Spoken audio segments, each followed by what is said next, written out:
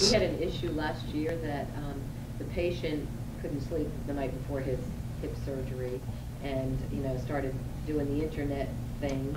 And when the physician came in to see him right before the surgery, we had the room set up, ready to go to do a total hip replacement. And the patient said to the doctor, well, what implant are you using? And, well, why are you using that one? Why aren't you using this one? The doctor canceled the case and said, you can find yourself another doctor, because he was that concerned that if something did go wrong, that would come into play. And so he wasn't taking any risks. He canceled the surgery right there. The patient and the wife were devastated because he'd taken time off from work to get this done, and they were counting on this, and by just questioning what type of implant was going to be used, the surgeon said, nope, not doing it. So by the patient going on the internet and doing his own research and getting adequate information to make an informed decision, the surgeon took offense to it and canceled it, became afraid, I guess. Yep. And canceled the surgery. Okay, now, what do you think of that? I mean, do you think the surgeon was right or wrong? Do you think the patient was right? Yes. Surgeon uses a particular, because they're trained. In training, they make a decision about what product or what they think is the best. There's multiple companies of all different kinds of implants at these companies.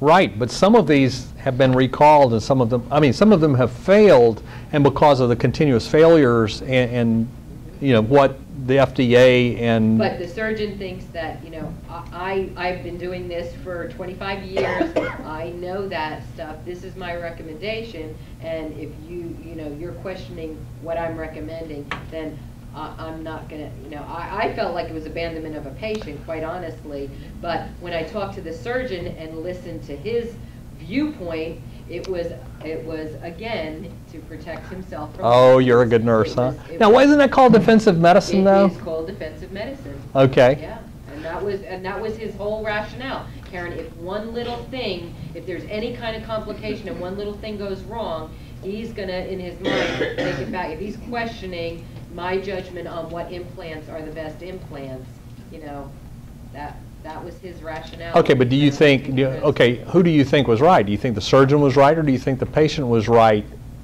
And yeah, not only you, but everybody in class. Let's hear. How can the patient be wrong by questioning?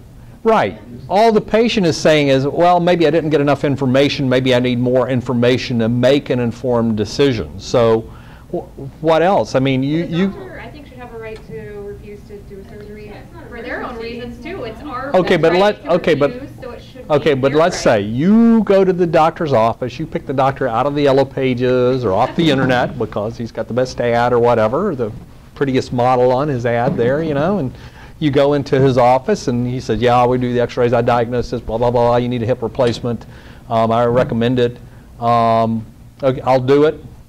You do all the informed consents in his office that he requires. You go to the hospital. You take time off of work. You check into the hospital.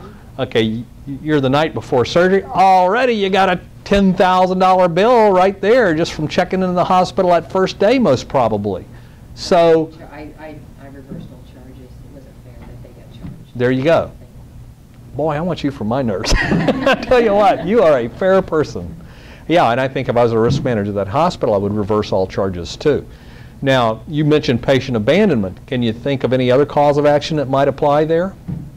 Well, monetary, like loss of time. Yeah, that would go to damages though, and I'm talking about a cause of action like when we studied in some of the earlier chapters of the book.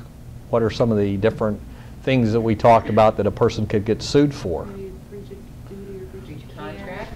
Breach of contract, there you go. Yeah, because I think at the very least you've got if you don't have a written contract with that doctor, you've certainly got an implied contract, and you're relying on that. You're saying, okay, I'm taking time off work, I'm checking into the hospital, I'm incurring, some expenses here, both lost wages, lost time off of work. Maybe my wife had to take off the work to help take care of me. I'm incurring a big hospital bill here.